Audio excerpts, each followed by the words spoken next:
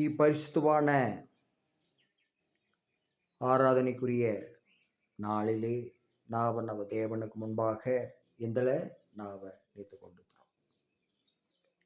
இது வர்ஷிப் நாளில் வாரத்தின் முதலாவது நாளில் நம்ம தேவனை நாம் ஆராதிப்பதே நம்ம வாழ்க்கை முக்கியமாக நிறுத்துகிறோம். நேற்று ஓய்வு நாளாய் இருந்தது. ஓய்வு நாள் பரிசுத்தவாய் இருந்தது. இன்றைக்கு நாம் தேவனை ஆராதித்து கொண்டிருக்கிறோம். இவ்வுலகுல இன்னும் தீமை ஓய்ந்துபாடில்லை. எல்லா நிலைகளிலுமே அக்கிரமங்கள் அநியாயங்கள் வளர்த்து கொண்டு தாத்த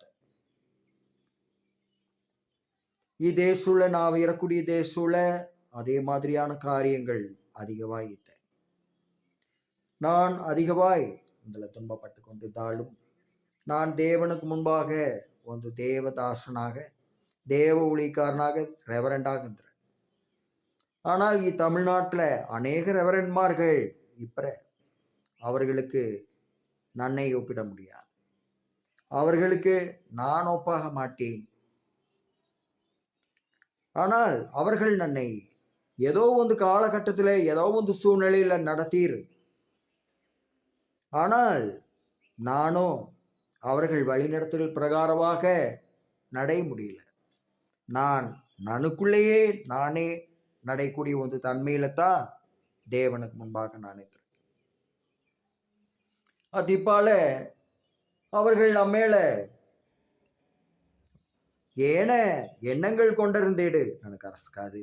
ನನக்கு விரோதமாய் சிப்பை மாட்டி ದೊಡ್ಡ அக்கிரம அநியாயங்களை இந்நாட்டிலே கருதித்த தேவன் அப்படிப்பட்டவர்களை ரெவரண்ட்மார்களாக அங்கீகரிப்பறையா, பிஷப்மார்களாக அங்கீகரிப்பறையா? அது அரசுக்கவே அரசுக்காது. ஆனால் அவர்கள் பிஷப்மார்கள், அவர்கள் ரெவரண்ட்மார்கள். நானும் நன்ற தேவனுக்குள்ளாக நன்ற தகுதியை நோடிக்கொண்டிருக்கிறேன். அதே மாதிரி நாட்டில் அரசியல் தலைவர்கள் தேவனை அடைபேக்கு, தேவனுடைய ஆசீர்வாதங்களை பெறಬೇಕಂದா தேவனுடைய ஆலயத்திலே வந்து அவர்களும் தேவனை ஆராதிக்கಬೇಕು, பின்பற்றಬೇಕು.